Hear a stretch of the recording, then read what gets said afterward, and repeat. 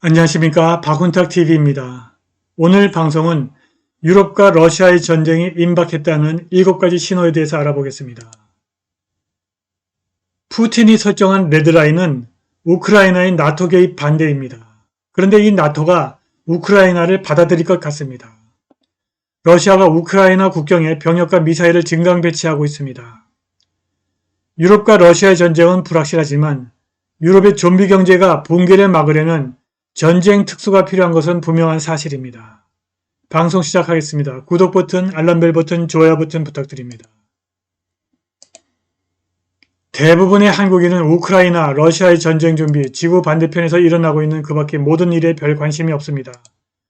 그러나 러시아에서는 상황이 완전히 다릅니다. 서방과의 전쟁 가능성에 대한 이야기가 끊이지 않고 피할 수 없을 것이라는 비관론이 많습니다.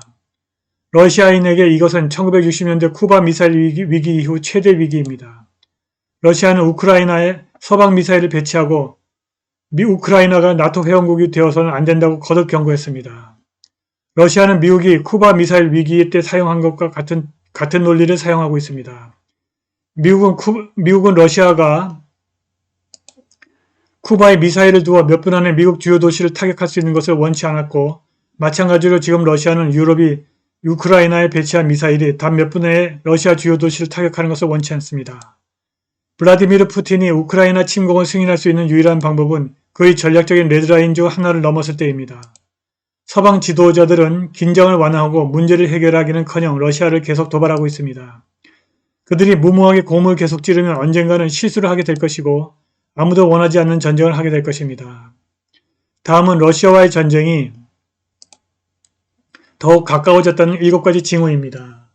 첫 번째 징후는 블라디미르 푸틴이 그러한 움직임이 그의 레드라인 중 하나를 넘을 것이라고 말했음에도 불구하고 우크라이나의 나토 가입이 허용될 가능성이 있다는 것입니다. 러시아의 위협에 직면한 우크라이나 대통령은 목요일 회의에서 나토 사무총장에게 안보 보장을 요청했고, 러시아 이웃 국가들이 강력한 반대에도 불구하고 우크라이나가 결국 군사동맹에 가입할 수 있을 것이라는 언지를 받았습니다. 두 번째 징후입니다. 우크라이나는 수도 키예프에 폭탄 대피소를 열어 세계를 놀라게 했습니다. 러시아의 침공에 대한 두려움이 고조되면서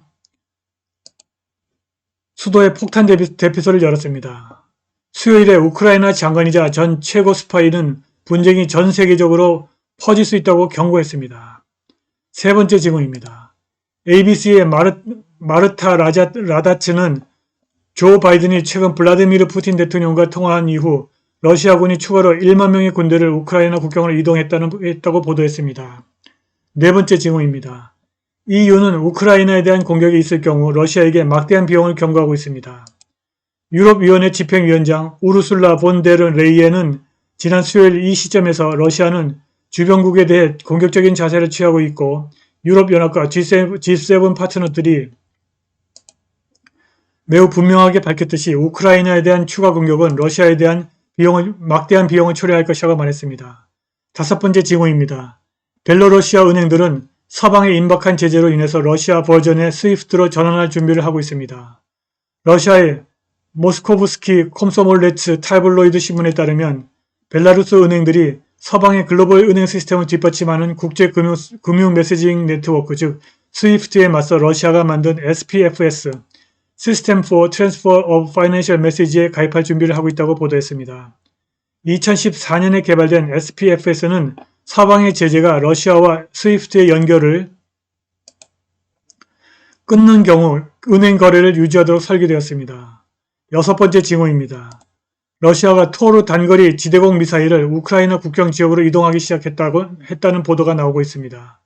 마지막 7번째 징후입니다. 초당파적인 미국 상원 의원들이 러시아 세력이 우크라이나를 또다시 침공하면 러시아를 테러리스트 국가로 지정하기를 원합니다. 이것은 외교와 협상을 불가능하게 만드는 미친 행동이고 미리 전쟁을 선포하는 것과 마찬가지입니다. 우리는 러시아와 평화를 유지할 방법을 모색해야 하지만 계속 전쟁에 가까워지고 있습니다. 한편 러시아와 중국은 새로운 안보동맹의 결성을 발표했습니다. 수요일에 러시아와 중국이 안보동맹에 대한 조건에 동의했다는 발표가 나왔고 시진핑은 이 거래에 대해서 현재 민주주의와 인권을 가장한 일부 국제 세력이 중국과 러시아의 내정에 간섭하고 국제법과 국제관계규범을 잔혹하게 짓밟고 있다고 말했습니다. 그렇다면 미국은 언젠가 러시아와 중국 모두와 동시에 싸우는 자신을 발견할 수 있을까요? 예, 전적으로 가능합니다. 새로운 이코노미스트 유거부 여론조사에 따르면 미국인의 거의 75%가 확신이 없거나 국가가 잘못된 방향으로 가고 있다고 믿습니다. 26%만이 일이 잘 되고 있다고 생각합니다. 지금 우리에게 닥친 이 완벽한 폭풍은 내년에 완전히 새로운 수준으로 올라갈 것을 위협합니다. 한편 12월 18일 러시아는 미국과 동맹국이 계속 도발적인 행동을 취하고 나토의 우크라이나 확장을 막는 모스크바의 요구를 무시할 경우 안보를 보장하기 위해 새로운 조치를 취할 수 있다고 토요일 러시아 외교차관 세르게이 라이아브코프가 말했습니다. 인테르팍스 통신과 라이아브코프의 인터뷰는 모스크바가 우크라이나의 나토 가입을 반대하고 중부 및 동부 유럽의 나토군 배치를 처리하도록 요구하는 보안문서 초안을 제출하고 하루 만에 나온 것입니다. 이것은 거의 확실한 대담한 최후 통첩인데 미국과 동맹국에 의해서 즉각 거부되었습니다. 블라디미르 푸틴 러시아 대통령은 지난주 조 바이든과 화상통화에서 안보 보장에 대한 요구를 제기했고 대화 중에 바이든은 우크라이나 근처에 러시아 군대가 증강되는 것에 대해 우려를 표명하고 모스크바가 이웃 국가를 공격하면 러시아가 심각한 결과에 직면하게 될 것이라고 경고했습니다. 월스트리트 저널에 따르면 바이든 행정부는 우크라이나 국경 근처에 지속적으로 증강되는 러시아 군대를 신속하게 방어하기 위해서 지금은 없어진 아프간 군대를 위해 한때 배치되었던 헬리콥터와 기타 군사장비를 우크라이나에 재배치하는 계획을 숙고하고 있습니다. 국방부 관리들은 일반적으로 우크라이나에 더 많은 무기를 제공하는 것을 지지하지만 국가안전보장회의 NSC는 아직도 인도를 승인하지 않고 있습니다. 한편 백악관은 모스크바가 물러나도록 독려하기 위해서 외교적 해결책을 계속 모색하고 있다고 미국 관리들이 전했습니다. NSC 대변인은 우리는 추가 군사 지원 패키지를 지속적으로 평가하고 있다면서 올해 4억 5천만 달러를 포함하여 2014년부터 이미 25억 달러의 군사 원조가 우크라이나에 제공되었다고 덧붙였습니다. 그러나 일부 의회 의원과 정부 관료들은 NSC가 무기 선적을 증가시키면 모스크바와 긴장이 고조될 수 있기 때문에 신중할 필요가 있다고 말했습니다. 세스 모울턴 민주당 의원은 우크라이나에 더 많은 무기를 보내고 싶지만 문제는 더 많은 관료주의입니다. 무기를 전달하는 데 시간이 오래 걸리는 것 같습니다. 우리는 여기서 시간이 부족합니다. 속도를 높여야 합니다. 라고 그가 덧붙였습니다. 유럽과 러시아가 전쟁을 할지는 불확실하지만 유럽의 좀비 경제가 붕괴하지 않으려면 전쟁 특수가 필요한 것은 확실합니다. 미국이 테이퍼링 속도를 올리고 금리 인상을 하게 되면 유럽도 유로화 평가 절상을 막기 위해서 금리 인상을 하지 않을 수 없고 이렇게 되면 대출 이자를 조달하기 위해 계속 은행 돈을 빌려야 하는 유럽 좀비 경제는 바로 붕괴해버립니다. 유럽과 러시아의 갈등은 유럽의 일방적인 동진 정책으로 야기된 것입니다.